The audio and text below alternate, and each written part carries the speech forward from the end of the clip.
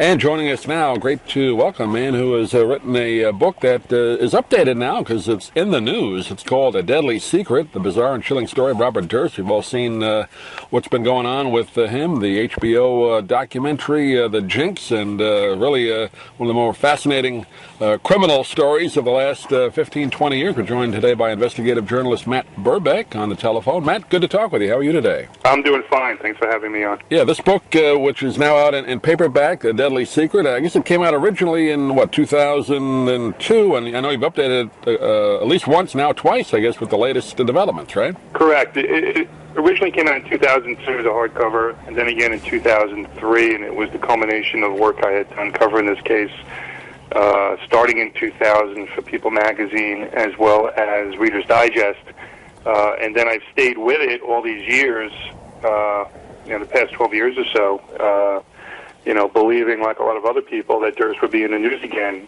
Only we didn't think it would be as a result of him participating in a documentary.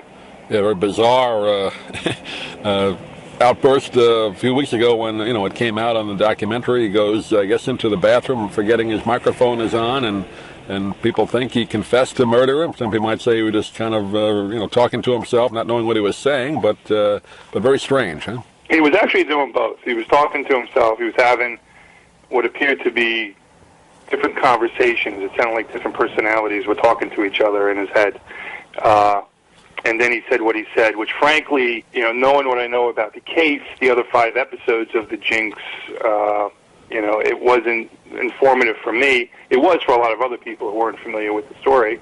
But when I heard him say what he said at the end, I gotta admit, I was shocked. And to me, it meant that, because I've always maintained, and I write about it in the book, as I demonstrate, that there are potentially other victims out there, aside from the 3 that we know of. And when he said kill them all, to me that meant not just Kathy Durst and Susan Berman and Morris Black, the cases that he's associated with, but also additional cases across the country. Yeah, just to recap quickly, people may not be aware of the total story, but here's a guy from really an old New York type of family, right? Well-to-do family, real estate kind of family, and accused of killing three of his wives now, right? Well, actually, he comes from a very wealthy family, very wealthy and well-known and powerful and influential real estate family. They rivaled the Trumps, for instance. People know Donald Trump. His father was Trump before Trump was Trump. Right. And so in 1982, his first wife, Kathy, disappears, and he's a suspect, but the police can't find any solid evidence connecting him. So the case goes away for 17 years and is resurrected in 1999 by a police detective who gets a tip and spends a year digging into it, and he gets to the point now where he's going to interview Durst. Only word leaks to the New York papers about the investigation. That's when I did my first story for People. And then a woman named Susan Berman, who is one of Durst's best friends and who helped him with the press back in 1982. She acted as his spokesman. She's subsequently murdered. And then 8 months later, a drifter in Galveston, Texas, named Morris Black, his body parts are found floating in Galveston Bay. And Durst is subsequently arrested and charged with his murder. He went to trial, and believe it or not, he was acquitted. And then the case lay dormant all these years until recently when the HBO documentary aired. Yeah, I misspoke there. The wife and then the woman and then the guy. I said 3 wives, I think. But, yeah, that was very, one of those kind of cases that made the news a lot going back in 2002. I grew up in New York. I wasn't up there when this happened, but I know what it can be like when these things happen. It just little bits and pieces keep coming out, and you went back into it to get all the information when they broke open the case again after 18 years. How did that go for you? How did you kind of do the research at that point? Well, I went back and I had interviewed for my People piece. I had interviewed friends of Kathy Durst and family, and then subsequent pieces I met more people. And then when I decided to do the book, I spent about a year researching it, and I ended up interviewing all the different law enforcement officials that were involved, other friends of Bobby Durst. It was a thorough examination, and I had gotten my hands on the original NYPD files on the investigation, so I was able to tell a deeply detailed story about Durst, and so it worked out well, and I was able to maintain those sources over the past decade or so.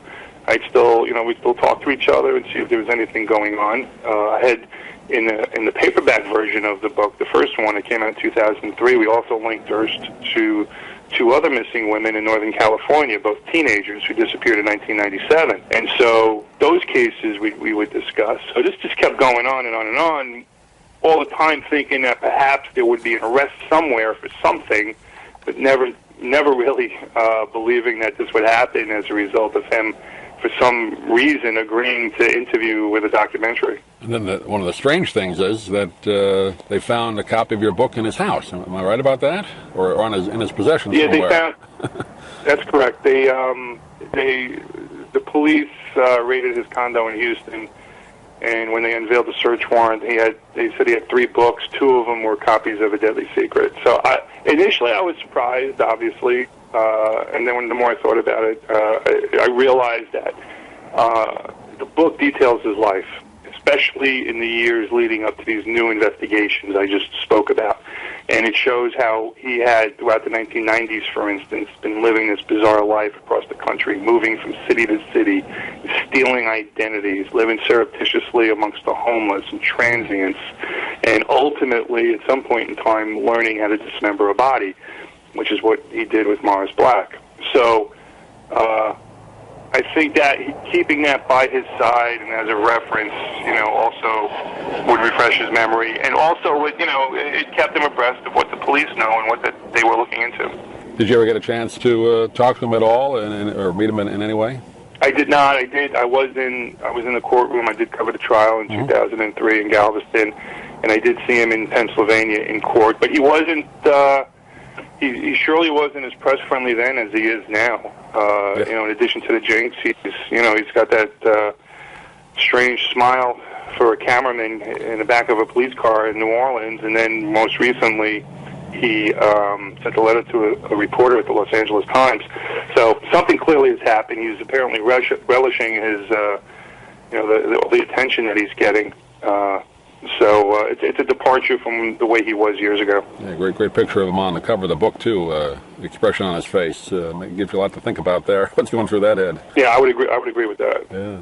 Well, what's the status as we talk today, Matt? What's the next thing upcoming, or do we not know yet? Well, he's in New Orleans. He's facing charges, felony gun charges, and he could conceivably remain in prison in New Orleans for a long time. Mm-hmm. That's okay as far as law enforcement is concerned. That's okay, and that it'll give them time to take a breath and search, which is what they're doing now. The FBI had announced this. They're looking in cities across the country to see where Durst has lived and if they can connect them to any of the missing person cases, cold cases. In addition, it'll give prosecutors in Los Angeles the additional time that they may need to try Durst on the murder of Susan Berman. In the event Durst does get out of New Orleans in a foreseeable future, he will be tried in Los Angeles, and then we'll have our next celebrity trial. Yep, there always seems to be one coming down the pike, right?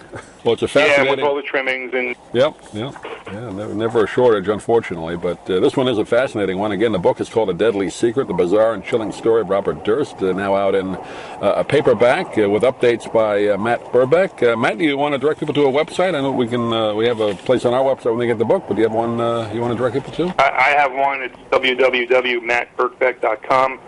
And you could also get the book at your favorite bookstore, like Barnes & Noble, or online at Amazon, barnesandnoble.com, or any other favorite retailer. Great. Matt, pleasure talking to you. Thanks for taking the time. And if there's more updates on this, or whenever your next book comes out, I'd love to have you back on. But thanks for joining us today. Thank you. If you'd like to order the book we're talking about, please go to DougMilesMedia.com and enter the author's name in the Amazon search box.